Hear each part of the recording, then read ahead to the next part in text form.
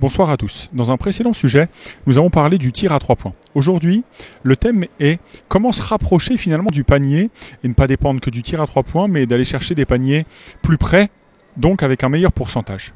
Un des moyens, bien entendu, est la contre-attaque, ce que les Américains appellent points of defense, les points marqués grâce à la défense. Le fait de gagner un ballon permet de se projeter vite vers l'avant et d'aller chercher des paniers dits faciles. On peut aussi passer la balle en poste bas.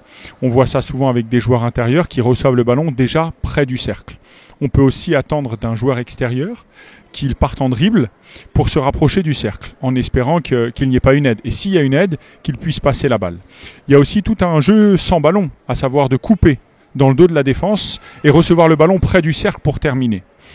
Ainsi que tout le jeu d'écran. Les écrans sur un porteur de balle, communément appelés les pick and roll, et les écrans sur un non-porteur de balle. La gamme là est beaucoup plus large des écrans non porteurs de balle.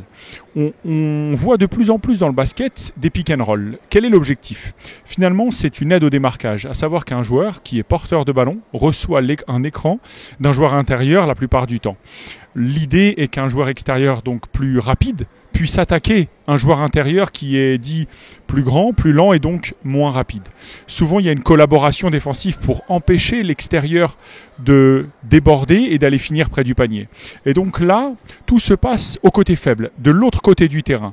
À savoir qu'un grand, après un pick and roll, en général, il va rouler vers le panier et donc provoquer une aide défensive.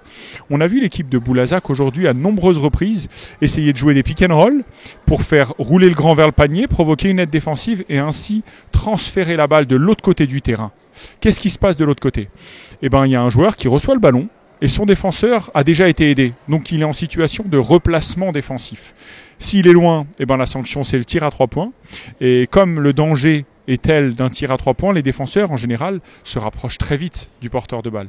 Et là, on a toutes les gammes de réattaque. La réattaque, c'est quelque chose qui permet de laisser le défenseur se rapprocher de moi pour le déborder, si possible par l'intérieur, et donc aller se rapprocher du panier pour finir.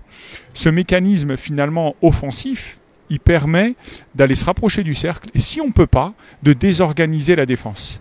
Une des grandes limites de la désorganisation défensive, une fois que l'attaque a attaqué le cœur de la raquette et donc provoqué toutes les aides, c'est le rebond. C'est-à-dire que si je tire et je rate, j'ai mobilisé des aides défensives. Et donc certainement qu'un des grands, un joueur intérieur, il sera au rebond et lui il sera marqué par un petit. C'est ce qu'on appelle les mismatchs. Et cela permet de favoriser le nombre de rebonds offensifs qu'on peut prendre.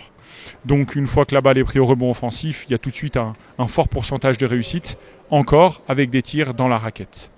L'idée était donc aujourd'hui de mettre en avant, non pas les tirs à 3 points, qui sont prépondérants dans le basket moderne, mais la réponse quand la défense veut empêcher de tirer à 3 points, à savoir réattaquer. Si on peut réattaquer le milieu, donc le cœur de la raquette, pour mettre en difficulté le dispositif défensif, pour tirer ou pour être présent au rebond offensif. Je vous souhaite une bonne soirée. À bientôt.